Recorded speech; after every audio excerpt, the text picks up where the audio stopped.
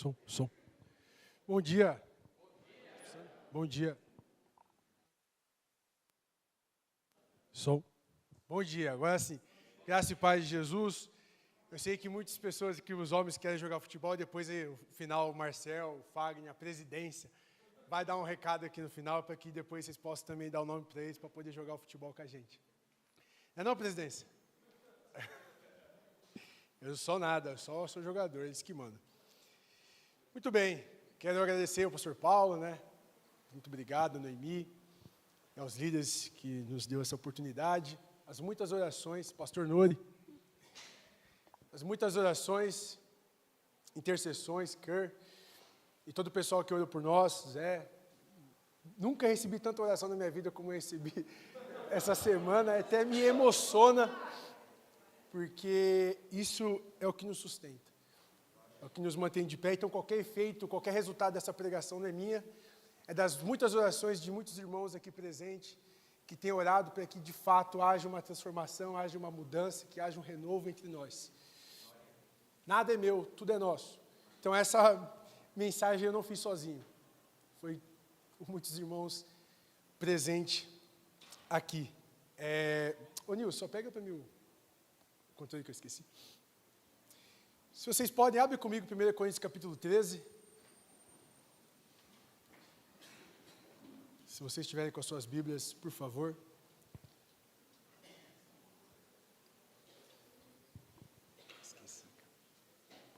Nós vamos falar sobre a superioridade do amor. Com base em 1 Coríntios capítulo 13, versículo de 1 a 13. Texto famosíssimo, sei que você já viu por aí. Já escutou muito em casamento. Muito encontro de casais.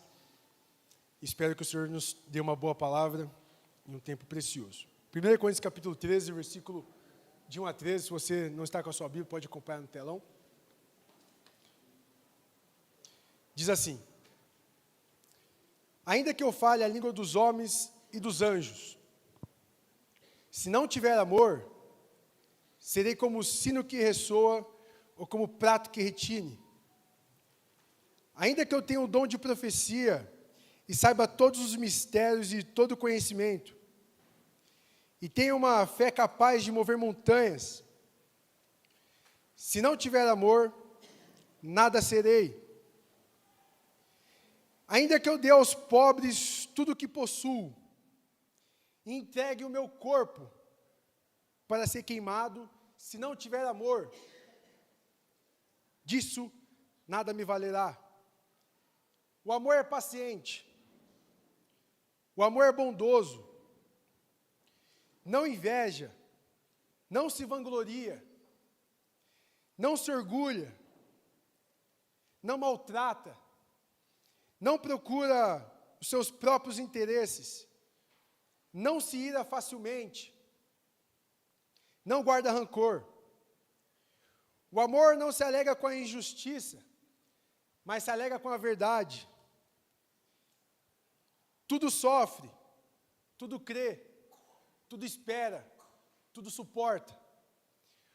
O amor nunca perece, mas as profecias desaparecerão, as línguas cessarão, o conhecimento passará. Pois em parte conhecemos e em parte profetizamos. Quando, porém, vier o que é perfeito, o que é imperfeito desaparecerá. Quando eu era menino, falava como menino, pensava como menino e raciocinava como menino. Quando me tornei homem, deixei para trás as coisas de menino. Agora, pois, vemos apenas um reflexo obscuro, como em espelho. Mas então veremos face a face. Agora conheço em parte. Então conhecerei plenamente, da mesma forma como sou plenamente conhecido. Assim permanecem agora esses três: a fé, a esperança e o amor. O maior deles, porém, é o amor. Senhor nosso Deus, obrigado por essa rica oportunidade de falarmos a Teu povo, a Tua igreja.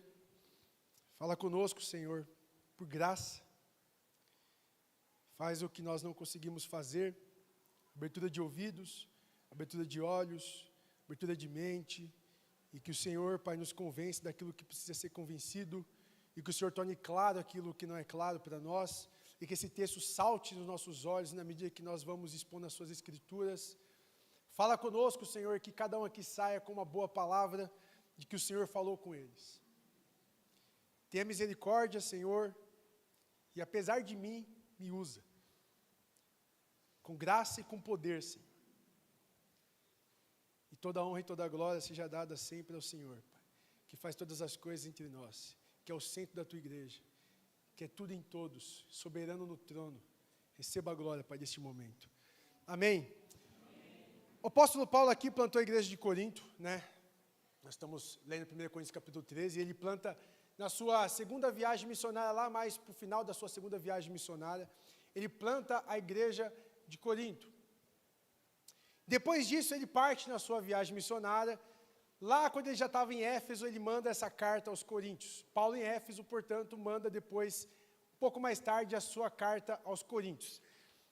Nada mais é a carta de Coríntios do que aquilo que Paulo vem respondendo àquilo que os coríntios perguntaram.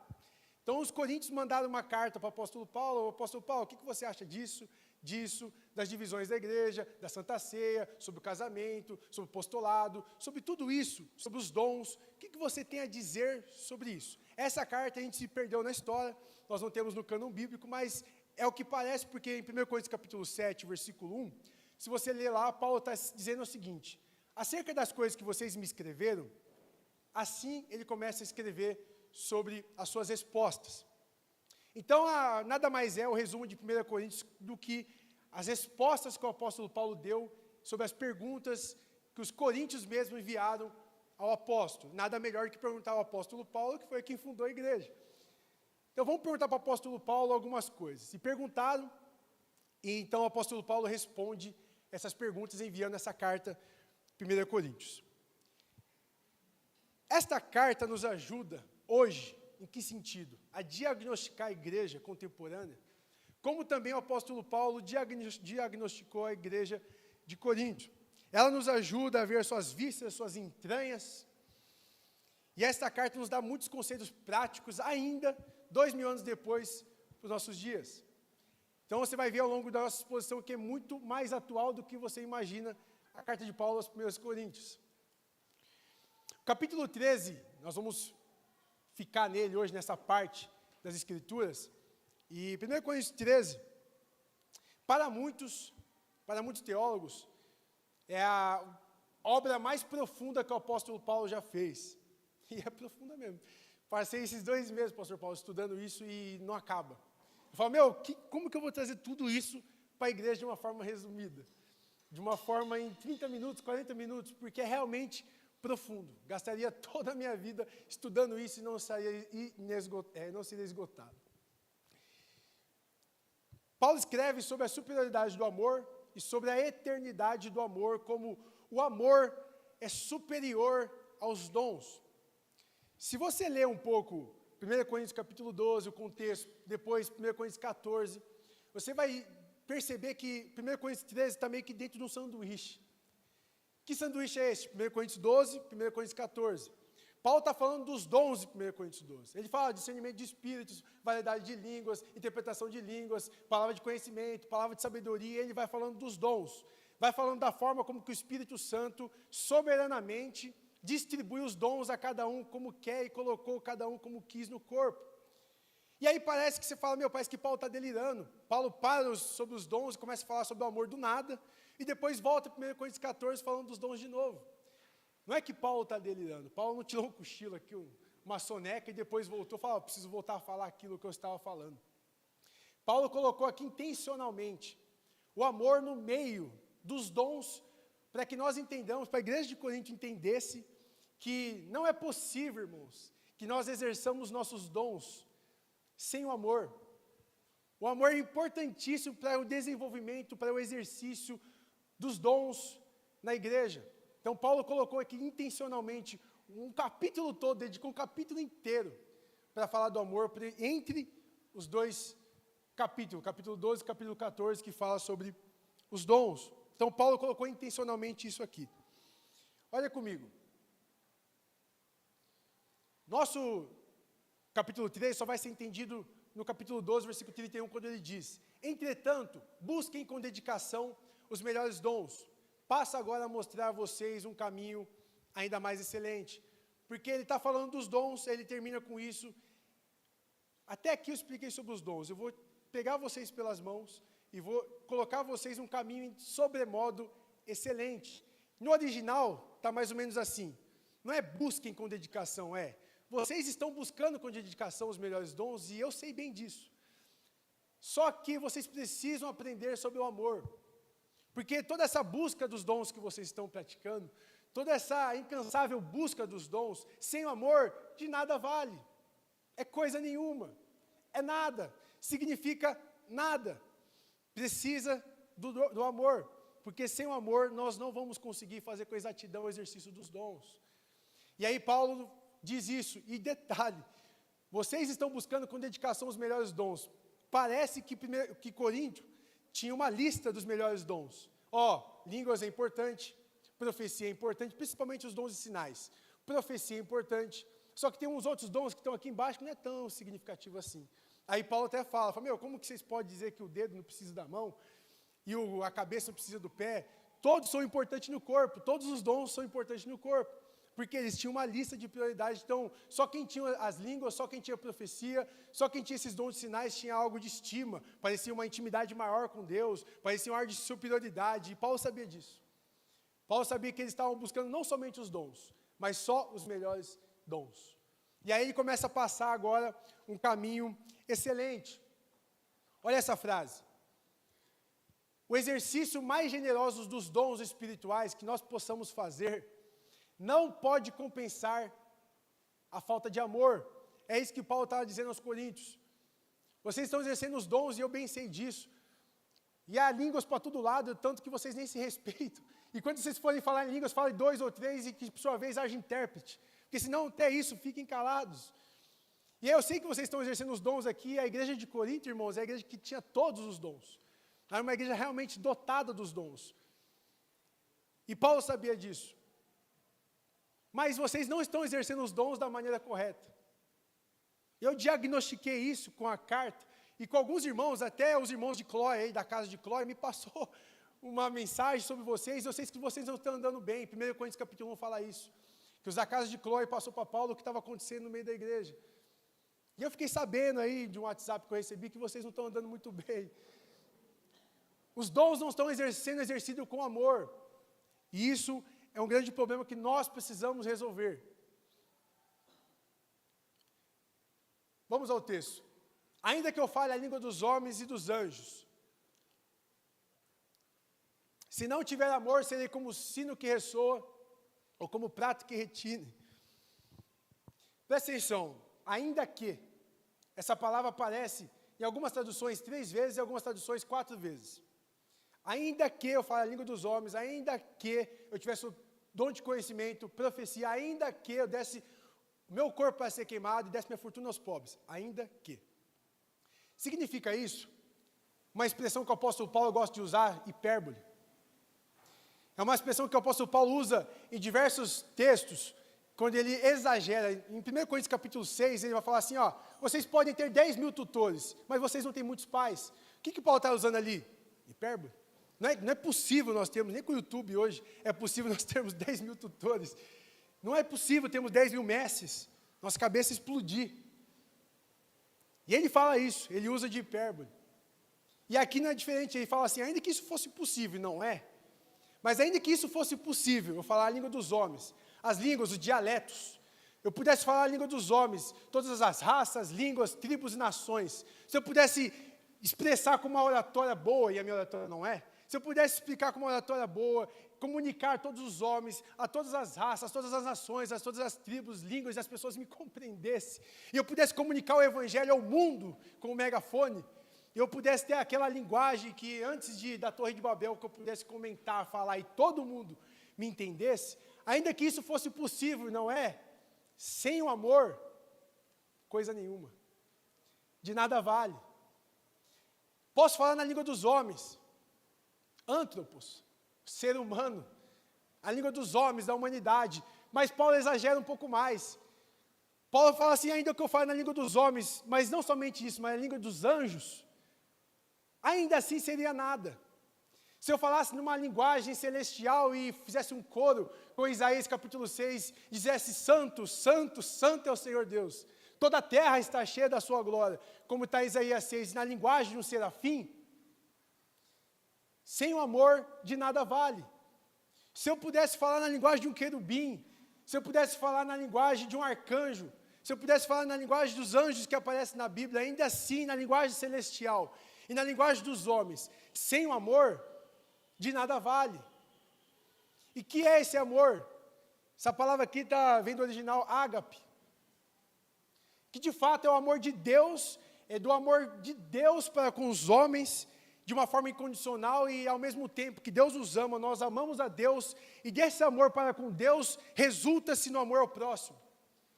Sem esse amor que resume-se nos 2 mandamentos, maior, Mateus capítulo 22, versículo 37 a 40, quando diz, amai a Deus sobre todas as coisas, e o seu próximo como a si mesmo, se não se resume disso, tudo que nós fizermos, se não for em amor a Deus e em amor ao próximo, de nada vale. É nada, é coisa nenhuma, não significa absolutamente nada para o reino dos céus. Nada sem o amor. E é possível, meus irmãos, que nós façamos obras poderosas e façamos muita coisa que não seja baseada, que não seja fundamentada, que não seja enviesada pelo amor.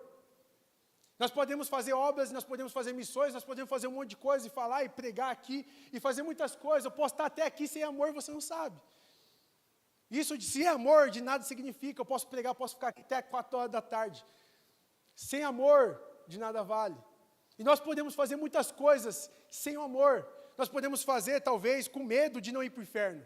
E a gente começa a fazer as coisas com base nas obras, querendo, de alguma forma, ganhar a atenção de Deus e ganhar a salvação. Mas não é resultado do amor. É por medo. Nós podemos fazer muitas outras coisas com medo do inferno. Nós podemos fazer muitas coisas, se não forem feitos através do amor, para com a beleza de Deus, com a santidade de Deus, com a pureza de Deus, em resultado de querer a restauração do meu irmão, de querer que o meu irmão seja edificado, transformado e mudado, não vale nada. Não vale nada. Nós temos muitas formas, nós fazemos.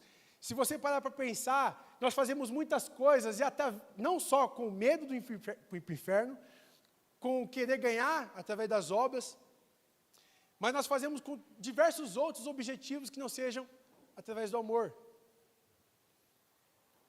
E aí Paulo fala, sem amor de nada vale. Tem que ser por meio do amor. Então Paulo aqui usa de hipérbole, não que seja possível. Sino que ressoa e como prato que retine. Aqui está muito contextualizado com o culto pagão da época. Dionísio, Cibele, os deuses lá da época, aos quais o pessoal fazia não que o Johnny, que o pessoal acabou de fazer, que é um louvor, uma música harmoniosa, tal, tudo bonitinho, cada instrumento que fala, nossa, que gostoso ouvir isso aqui, é legal ouvir isso aqui.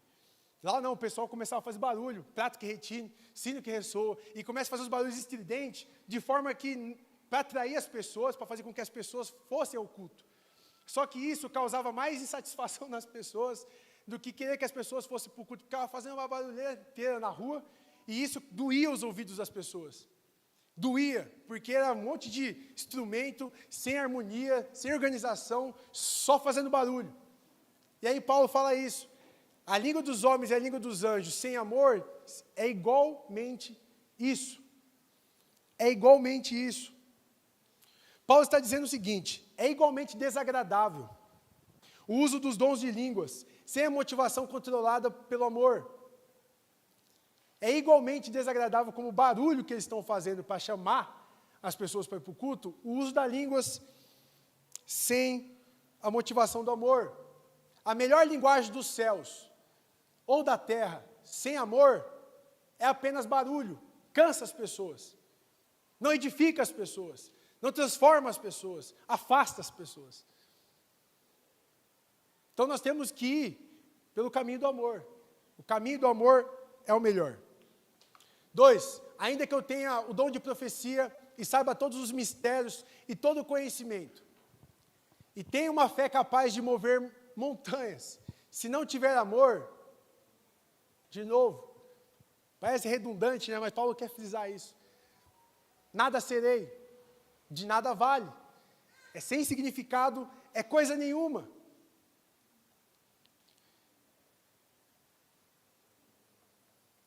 Olha o que o nosso querido irmão John Wesley disse. Gosto de John Wesley. Cuidado para não ser tragado pelos livros. 1 grama de amor vale mais que 1 quilo de conhecimento. Irmãos, está aqui presente, minha primeira líder de jovens, a Inês, dá um tchauzinho para a igreja te conhecer, foi a primeira pessoa que me deu uma Bíblia na vida, e depois de lá minha vida virou do avesso, acabou. E eu não saí mais dos livros, da Bíblia. Está aqui pessoas que eu discipulo, que eu cuido de alguma forma, e sabe o quanto isso para mim é importante, conhecimento, teologia, estudo. Mas, irmãos, todo conhecimento que nós podemos adquirir, toda a teologia, toda a apologética, seja o que for que você estiver estudando, sem o amor, nada vale. Não adianta nada fazer teologia, fazer mestrado, doutorado, PhD, seja o que for, sem conhecimento. Se o nosso conhecimento não colocar o nosso olho no próximo e fazer com que nós abracemos o próximo, do que vale? Se a nossa teologia não nos ensina a abraçar, olhar no olho do cansado, ajudar de alguma forma misericordiosamente aqueles que estão perturbados do espírito, sem conhecimento, sem o amor, o conhecimento não vale nada. E eu sei que tem aqui, irmãos, eu não quero decepcionar, nem desanimar os seminaristas aqui presentes. Oh, aquele cara chegou lá, desanimou a gente. Não, não quero desanimar os seminaristas. Aspirantes do ministério, aqueles que amam fazer teologia, amam estudar a palavra de Deus. Mas, irmãos, não se enganem. Não deixem ser tragados pelos livros. Busquem o amor. Paulo vai dizer em 1 Coríntios capítulo 8, versículo 1, que o conhecimento incha e o amor edifica. Então, de tal forma que nós temos que equilibrar essa balança, teologia, ortodoxia, mas de alguma forma também o amor. Nós não podemos deixar que o conhecimento nos trague ao ponto que nós não consigamos mais amar a Deus e, resultado disso, amarmos ao próximo. Nós precisamos equilibrar essa balança. Então, Paulo fala, ainda que eu tivesse todo o conhecimento, dom de profecia, e soubesse todos os mistérios, e todo o conhecimento, sem amor, de nada vale. Ainda que me fosse dada a capacidade de conhecer todos os mistérios, como está lá em Deuteronômio 29, 29, a gente gosta de citar isso, as coisas reveladas são para os homens, as coisas encobertas são do Senhor, mas ainda que as coisas encobertas do Senhor fossem descobertas para nós, e nós pudéssemos entender, e é difícil, né, pastor Paulo? É difícil, né, vó? Entendermos todas as entrelinhas das Escrituras, de alguma forma que tudo fosse revelado, no cosmos, nos céus, na terra, ainda assim, se não for motivado pelo amor a Deus e pelo amor ao próximo, nada significa. Podemos ter um cérebro grande, se não tivermos um coração grande, é nada. Não significa nada, é coisa nenhuma. E ele continua, e ainda que eu tivesse fé tamanha de poder mover montanhas, essa aqui é uma linguagem de Jesus, né? Tenho fé capaz de mover montanhas. Ainda que isso nos fosse dada a capacidade, nós não temos. Quantos aqui já duvidaram de que Deus interviria na sua vida? De que Deus resolveria a sua situação? Nós não temos uma fé capaz de mover montanhas ao ponto de crermos em Deus 100%. Só Cristo teve uma fé inabalável. Nós somos muitas vezes como Pedro, nós afundamos no minuto seguinte, nós damos o primeiro passo, o segundo passo. E nossa fé não é capaz de ser seguramente ao ponto de nós nunca duvidarmos de Deus. Mas ainda que nos fosse dada essa fé capaz de mover montanhas, ou em outras traduções, operar milagres, se não for motivado pelo amor a Deus, se a motivação não estiver correta, ao ponto de querer glorificar a Deus através do amor, e de querer glorificar a Deus amando o próximo, de querer que aqueles milagres, querer que tudo aquilo que você fizer em resultado da sua fé, foi em resultado de restaurar o seu irmão, edificar o seu irmão, disso nada vale. Paulo vai mais à frente. Ainda que eu dê aos pobres tudo o que possuo, entregue o meu corpo para ser queimado. Se não tiver amor, disso nada me valerá. Nada vale. Irmão, eu acho que a gente tem que fazer obras generosas com o nosso dinheiro. Mas ainda assim, se aquilo que fizermos com a nossa generosidade, com as nossas riquezas, se da mesma forma não for motivado pelo amor, de nada vale. Você pode dar o dízimo, que dê aos pobres. Aqui tem uma variação de coisas. Você pode dar o dízimo do dízimo. Aqui não cobra o dízimo do dízimo. Mas você pode dar o dízimo do dízimo. Você pode dar ofertas generosas para a construção de igreja, obras missionárias. Você pode fazer o que você quiser com o seu dinheiro. Se isso não for em amor a Deus e amor ao próximo, nada significa. Porque você pode fazer isso querendo ganhar uma recompensa diante de Deus. Você pode fazer isso talvez por barganha. Você pode fazer isso talvez por medo de o gafanhoto não comer as suas riquezas. Você perdeu o emprego. Sei lá, você dá com a motivação errada. Ou você dá querendo ficar mais rico. De alguma forma, se eu der a minha generosidade a Deus, Deus devolve para mim de uma forma melhor. Você pode dar de diversas formas a sua generosidade a Deus. Mas se não for dado pela motivação certa, que é o amor, de querer realmente construir algo que resulte na edificação de pessoas, na salvação de pessoas, na transformação de pessoas, de nada vale. Você pode fazer obras fora da igreja, você pode fazer obras filantrópicas, obras enormes, ONGs gigantescas, você pode tentar acabar com a fome no mundo. Você poderia até acabar com a fome no mundo se você tivesse os bilhões, os trilhões de reais. Se isso não fosse dado com a motivação certa, querendo só ganhar o reino dos céus, de alguma forma Deus olhar e falar, que menino bom, ele usou das riquezas dele, agora você comprou a sua salvação, você comprou a sua salvação. Se isso for dessa forma, é melhor não dar, é melhor não fazer, porque nada significa. Nós podemos dar o nosso dinheiro a Deus, se não for com a motivação certa, não vale 2 centavos no reino dos céus. Não vale 2 centavos no reino dos céus. Não é dar o dízimo por obrigação, por medo, seja o que for, é por amor. Deus ama quem dá com alegria. E com amor a Deus, você fala, Deus, está aqui, Senhor, toma. Faz do meu dinheiro e usa meu dinheiro para o instrumento da sua glória. Manifesta mais pessoas, mais o seu amor no mundo. Eu quero abençoar mais pessoas para que mais pessoas preguem o Evangelho. Quero alimentar realmente o estômago daqueles que estão com fome. Como Jesus disse em Mateus 25, eu tive fome e vocês me deram de comer. Eu tive sede e vocês me deram de beber. Se for isso que nós estamos fazendo com resultado no amor, eu sei que tem muitas pessoas que fazem pelo amor. Bom caminho que você está seguindo. Glória a Deus pela sua vida. Porque esse é o caminho que Paulo está dizendo que é o melhor. Então Paulo está dizendo isso aos Coríntios. Coríntios, vocês podem exercer os dons, se não for motivado pelo amor, nada significa o que vocês estão fazendo. O amor tem que ser o que tem que reger as suas motivações. E o amor é o amor a Deus. Em resultado disso, o amor ao próximo. Olha que nosso querido Jonathan Edwards disse, que uma pessoa possua o bem que quiser, e faça o que quiser. Isso, sem o amor, nada significa. O que seguramente implica que o amor é a grande coisa. E que tudo que não contém amor, de alguma maneira contida ou implícita, nada é. O amor é a vida de toda religião, sem a qual todas as coisas consideradas como virtudes são vazias e fúteis. Sem amor, qualquer virtude é considerada vazia e fúteis. O amor é paciente, o amor é bondoso, não inveja, não se vangloria, não se orgulha, não maltrata, não procura os próprios interesses, não se ira facilmente, não guarda rancor. O amor não se alegra com a injustiça, mas se alegra com a verdade. Tudo sofre, tudo crê, tudo espera, tudo suporta.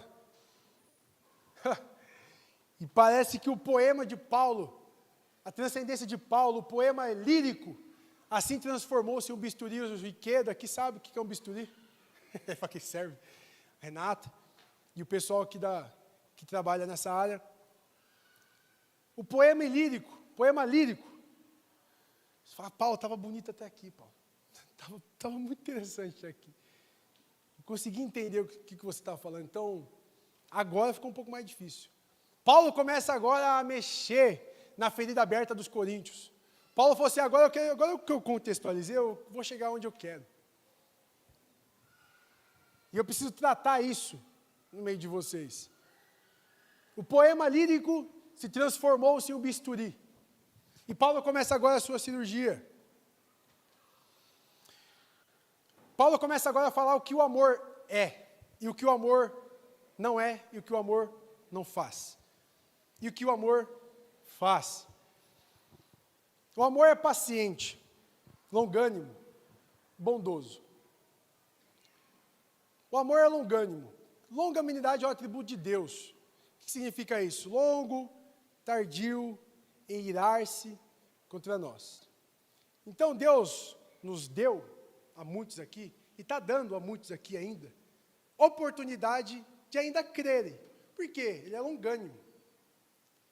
E podia ter acabado com a minha vida no 10 anos de idade, 2 anos de idade, mas ele me deu graça para que eu pudesse crer com 16 anos de idade. O que significa isso? Longanimidade de Deus. Você continua não crendo, você continua resistindo. O que é isso? Por que Deus não acabou com a sua vida? Longanimidade. Ele vai te dando tempo, ele vai te dando corda, tempo. Ele é longânimo. O amor é longânimo. Parece que Paulo está falando de uma pessoa aqui. Se for pensar que o amor é. Ele começa a falar isso, o amor é paciente, longânimo. E vocês não estão sendo longânimos, Paulo está dizendo aos coríntios. Vocês não têm paciência uns com os outros. Porque lá na igreja de Corinto, pense numa igreja bagunçada. É a igreja de Corinto. Uma igreja bagunçada, uma igreja complicada, problemática. É a igreja de Corinto. Por mais que tinha todos os dons, ainda assim era uma igreja complicada.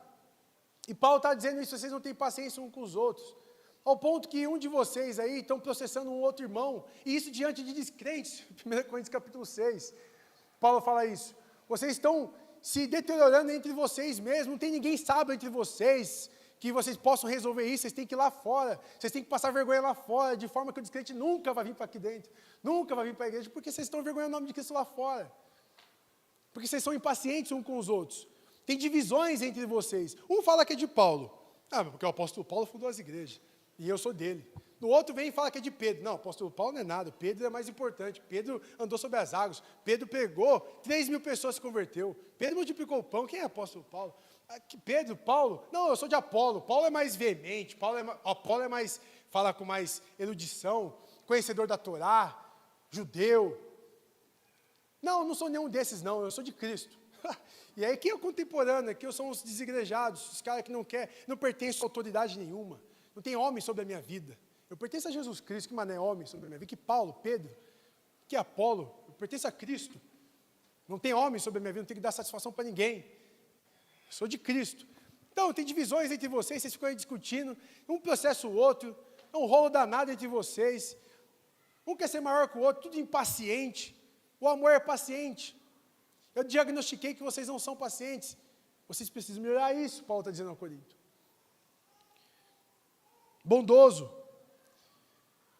O amor faz o bem, quer o bem do próximo. Não o detrimento do outro, como eles estavam fazendo. De novo, eu apelei para John Wesley hoje. De novo, John Wesley diz o seguinte: embora não possamos pensar do mesmo modo, não podemos amar de maneira igual, não podemos ter um só coração, ainda que não tenhamos uma só opinião, uma opinião só. E eu sei que Jesus Cristo fez a igreja multifacetada. Eu sei que Jesus Cristo fez a igreja multiforme. Eu sei que Jesus Cristo não quer que nós sejamos todos iguais, Ele quer que nós sejamos um. Mas não quer dizer que todo mundo tem que andar igualzinho robô, igualzinho todo mundo igual. Ele quer que nós sejamos um na comunhão. E os coríntios não estavam vivendo isso. E como uma linguagem de um teólogo antigo que diz, eu sei que há bicho de extremo de um lado a outro. E é isso que nós estamos vivendo na igreja brasileira. Não estou falando nem só da IMEL, mas a igreja contemporânea é assim. Há extremos dos dois lados, isso em todos os lugares, vocês sabem disso. Há calvinistas aqui e há calvinistas em todas as igrejas. Como também do outro lado há arminiano de aqui e arminiano em todas as outras igrejas. E está uma briga violenta hoje, se você não sabe, está uma briga violenta, uma discussão violenta entre calvinista e arminiano. Voltou isso. Ainda que não possamos pensar igual, não podemos amar igual, como Cristo amou a igreja, ou como Cristo nos ama, ainda que não seja possível pensarmos da mesma forma, e não é, podemos amar da mesma forma. Questões políticas e questões sociais e tantas outras coisas, que eu não vou nem entrar nessa questão, mas há um lado extremo de um lado ao outro. Como nós vamos cumprir o grande mandamento da grande comissão se nós não amarmos igual? Se nós não conversarmos entre nós dentro do possível, para que nós juntos trabalhemos como um corpo, unido e não separado, para que nós avancemos e cumpramos a grande comissão. Se nós continuarmos a brigar de um lado e de outro, e ficarmos discutindo, divisões, isso, aquilo, nós não vamos conseguir fazer o que Jesus quer que nós façamos. Amarmos o próximo como a nós mesmos, pregar-lhes o Evangelho, fazer discípulos de todas as nações, batizando-os em nome do Pai, do Filho e do Espírito Santo. Nós precisamos amar da mesma forma. Ainda que não seja possível pensar igual, um é de Paulo, outro é de Pedro, outro é de Apolo, outro é de Jesus. Vocês não estão falando a mesma língua, mas vocês podem amar da mesma forma. Só o amor resolveria o problema da igreja de Corinto. Não é diferente hoje. O estado que está a igreja brasileira, o estado que está as coisas, só o amor poderia resolver nossos conflitos. Só o amor pode resolver nossas divisões. Só o amor pode resolver nossas diferenças. Só o amor pode fazer com que a gente suporte um ao outro, que a gente consiga ter comunhão um com o outro, consiga fazer uma reunião de oração, ao ponto que cada um pense de um jeito, mas que o amor a Deus e o amor ao próximo nos una. Só o amor resolveria o problema da igreja de Corinto. E da mesma forma, só o amor pode resolver os nossos problemas hoje. E aqui entre nós também. Há diferentes tipos de pessoas, diferentes tipos de opiniões, há diferentes tipos de jeito, de gostos. Alguns gostam de mim, outros, normal, tudo bem. Não estou falando que é assim, tá? Tudo bem. Mas nós podemos trabalhar junto, amando a Deus e amando ao próximo. A linguagem pode ser uma, o amor. E a terapia de Deus para eles era o amor. Partindo para o fim. O amor nunca perece. Mas as profecias desaparecerão, as línguas cessarão, o conhecimento será deixado para trás, pois em parte conhecemos e em parte profetizamos. Quando, porém, vier o que é completo, o que é em parte será deixado para trás. Quando eu era menino, falava como menino, pensava como menino e raciocinava como menino. Quando me tornei homem, deixei para trás as coisas de menino. Agora, pois, vemos apenas um reflexo, como em espelho, mas um dia veremos face a face. Agora conheço em parte, mas em um dia conhecerei plenamente, da mesma forma que sou plenamente conhecido. Assim permanecem agora esses três, a fé, a esperança e o amor. O maior deles, porém, é o amor.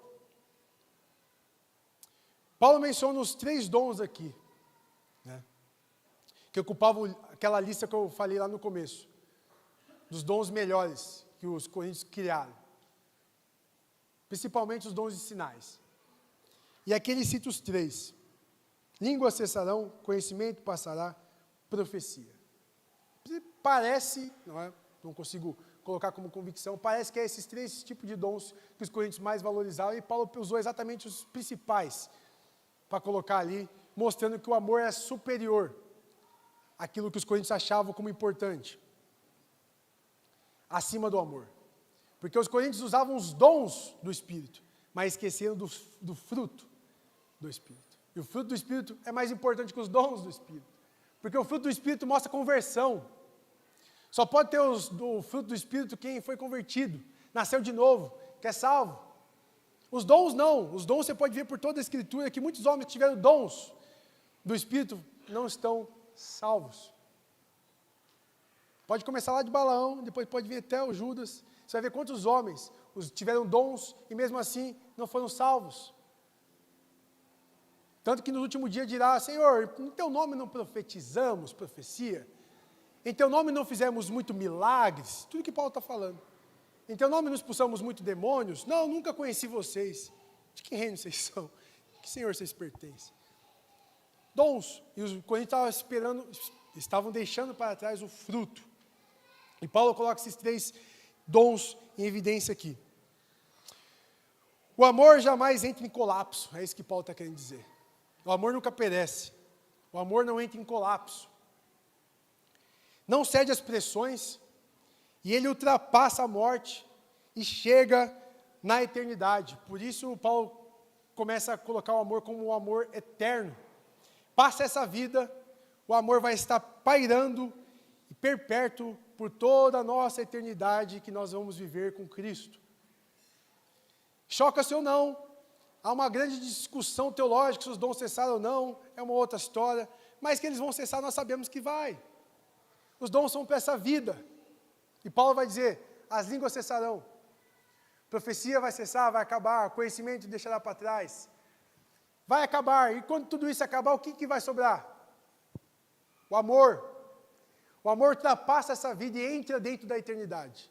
E quando nós estivermos vivendo a nossa vida cristã no reino dos céus, no novo céu, na nova terra, na nova Jerusalém, é o amor que vai estar reinando ali. Não mais o exercício dos dons, mas o amor de um para com o outro, desse para esse, desse para com aquele, como aquela dança maravilhosa que, se não me engano, foi o teólogo Anselmo, que vai dizer a dança trinitária. O que existia antes de todas as coisas? O Pai amando o Filho amando o Pai amando o Espírito amando Cristo, e dessa comunhão, dessa dança celestial, o Pai amando um ao outro, aquela dança trinitária, o que regia ali? O amor. O que vai reger quando tudo isso aqui acabar? O amor. Porque é o amor que deixa com que as coisas façam sentido. O amor que vai fazer com que a eternidade não seja um vazio. Que vai dar sentido, vontade de estar lá, você querendo amar o próximo te amando, e você amando a Deus, e todos se amando como nós nunca vimos. Na eternidade, enfim, nós vamos ver todas as diferenças caindo por terra. Todos os orgulhos caindo por terra, todos os cargos virando pó, todos os títulos virando nada, e o amor sobressaindo, e nós podendo viver essa comunhão completa e perfeita, por toda a eternidade, a simplicidade do amor a Deus e o amor ao próximo. É isso que vai acontecer. Paulo vai dizer, um dia nos será tirado o privilégio, eu estou terminando, de pregar. Profecias desaparecerão. O dia que nos for tirada essa oportunidade de pregar, e é tão bom pregar, não só aqui, em qualquer lugar, em nossos estudos lá, né, Cacá? Em outros lugares, quando for nos tirada a oportunidade, o privilégio de poder falar de Cristo, porque não vai precisar mais falar de Cristo, está todo mundo salvo no reino dos céus, está todo mundo em paz, enfim, resolveu seus problemas, não vão precisar mais pregar. Quando nos for tirado o privilégio de poder pregar, por isso que cada um aqui, quando for exercer o seu dom, exerça o seu dom, com amor, mas exerça com vontade, porque um dia não será tirado. Então, enquanto temos tempo, vamos usar os nossos dons com amor, com vontade, como se cada dia fosse útil. Porque no dia será nos tirado essa oportunidade de pregar. Aos irmãos que falam em línguas, use para edificação sua, porque um dia será tirado de você isso, porque você não vai precisar mais. Você estará completo. Você estará maduro. Paulo usa aqui a linguagem agora, por fim, do menino. Eu era menino, falava como menino, discorria como menino, quando passei a ser homem, deixei para trás as coisas de menino. Enquanto aqui e agora, até chegarmos na eternidade, nós estamos nesse processo de crescimento, santificação, aperfeiçoamento dos crentes. E quando nós chegarmos ao estágio de maturidade na glória, na eternidade, enfim, passaremos a ser adultos. E quando nós tornamos adultos, é igual a bicicleta. Você vai ensinando o menino ali, você vai ensinando, daqui a pouco tem que tirar as rodinhas, não precisa mais da rodinha. Daqui a pouco você vê um menino que está de moto. Daqui a pouco o menino está pulando de paraquedas. Então, assim, você vai vendo que ele vai crescendo, ele vai se desenvolvendo, e a igreja está nisso há 2000 anos. 2000 anos. A igreja não começou ontem. 2000 anos de história de igreja. E nós estamos nesse processo de crescimento. Qual estágio a gente está hoje, pastor Paulo? Não sei. Que idade nós estamos hoje? Não sei. Mas a gente vai chegar nessa maturidade. Quando chegarmos lá, será nos necessário deixarmos as coisas de menino. E Paulo usa a figura dos dons como algo que é próprio para essa vida, enquanto ainda somos meninos que estão crescendo para o estágio de maturidade e de vida adulta.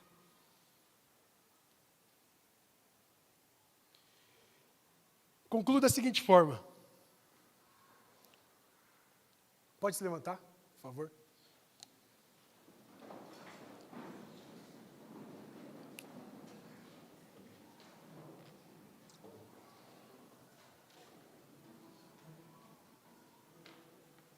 O amor é a apologética final. Os seminaristas aqui sabem o que eu estou falando. É a defesa final. O amor é a apologética final. O amor é o grande remédio para os males da igreja. Seja qual mal a gente tiver entre nós, qual dificuldade de se lidar com o outro, qual divisão nós tivermos entre nós aqui, qualquer impaciência entre nós, qualquer falta de perdão entre nós, qualquer dificuldade de se relacionarmos um com o outro.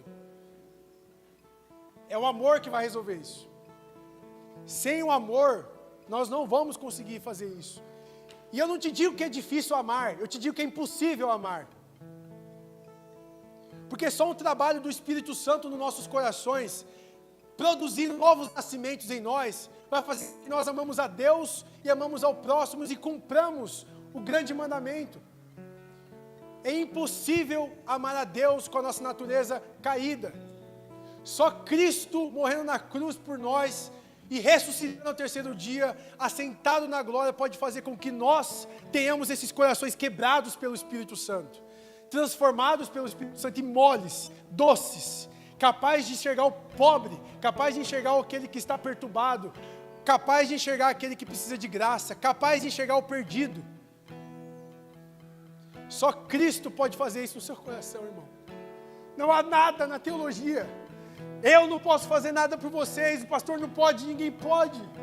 Só Cristo entre nós. Só Cristo pode te dar um novo coração. Só Cristo pode fazer seu coração arder estranhamente. Não há nada no cosmos, não há nada na terra, não há nada nos céus capaz disso. Só Deus. Só Deus. Só Deus pode te dar um novo coração. Só Deus pode te fazer uma nova criatura. Só Deus pode fazer você enxergar o outro. Só Deus pode fazer você enxergar Deus como precioso, como santo, como belo, como justo, como perfeito. Não há nada mais. Não há esperança para nós além de Cristo. Cristo. Só Cristo. É impossível amarmos ao próximo. E é impossível amarmos a Deus se não for um trabalho do Espírito Santo nos nossos corações.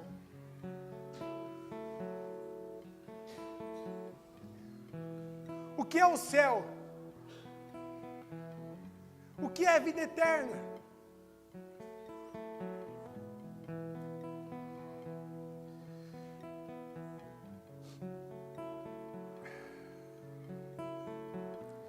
É conhecer a Deus.